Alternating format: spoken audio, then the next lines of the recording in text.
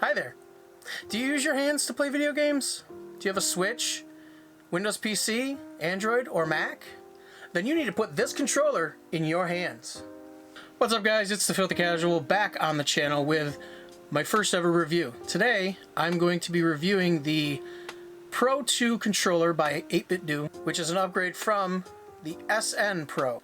I never got a chance to use this, but from what I have experienced with this new controller, it's a wonderful device. I'm absolutely impressed with the Pro 2. Now I happen to choose the black controller. However, it does come in 3 flavors total. It comes in black, classic SN gray, which is based on the Super Nintendo, and the SF Pro, which is based on the Super Famicom. My experience with this has been for the last 5 or 6 days, because I paid for this controller myself, so I had to wait for it to ship to me once it released. Now this controller does run about $50, which is cheaper than the Pro controllers that you can get. However, I have noticed that these controllers do oftentimes go on sale on Amazon and other online retailers. I mainly use it for the Switch, but I also gave it a go on my Galaxy device and my Windows PC, and it's worked wonderfully for all of my devices. I cannot offer you any advice on an Apple because I do not have an iOS device, so your usage may vary. First and foremost, the look of this controller is just gorgeous. The black color scheme is clean, sleek. However, if you're someone who needs to clearly see the button labels, especially switching between multiple devices, you may be suited to other variants, as the black lettering on black is very difficult to see, as you can see here.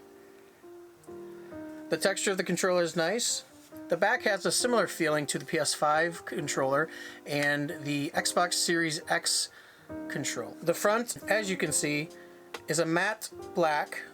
The buttons are shiny. Speaking of the buttons, they're most compatible with the Switch, because the A, B, X, Y are set up in the same fashion as other Nintendo devices. When it comes to the size, the controller fits nicely in my hand. I don't feel too cramped, and I'm not stretching my hands out too far for buttons or switches. There are 2 back buttons that are customizable, like all the buttons in fact. However, to set the buttons, you need the 8BitDo Ultimate software that is available in the links down in the description below. I really like the location of the home and share button. Some may find these to be in an awkward position because they're now, on this controller, below the action buttons and D-pad respectively.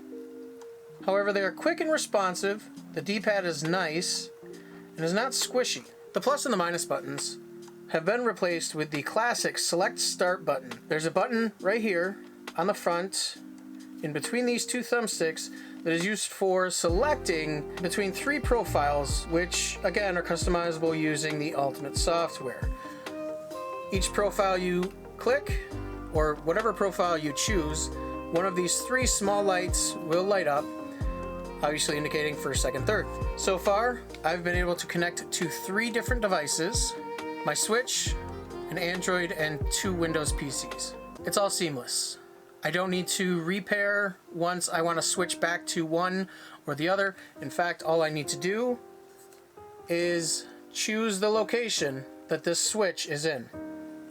It comes with a 1000 mAh battery pack pre-installed, and also has a USB-A to USB-C charging cord, because the controller itself has a USB-C port.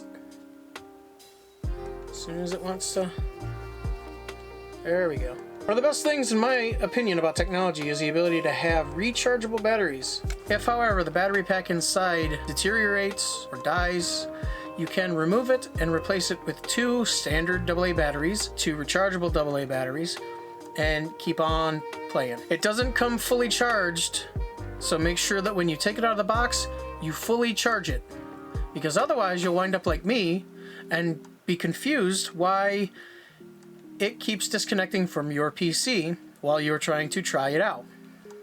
So make sure you charge it, because charging is good. I have very few dislikes about this controller. It's one of the best third-party controllers on the market. It has the same issue that many other third-party controllers have, especially wireless. It does not wake the switch by pressing the home button. The second thing is it has no NFC capabilities for Amiibo or anything like that. The rumble function is similar to other older controllers where it is not HD rumble like the Joy-Cons or the Pro controller. For a $50 controller, I think this is a great option. I know some may gravitate towards the Power A line, and that's fine.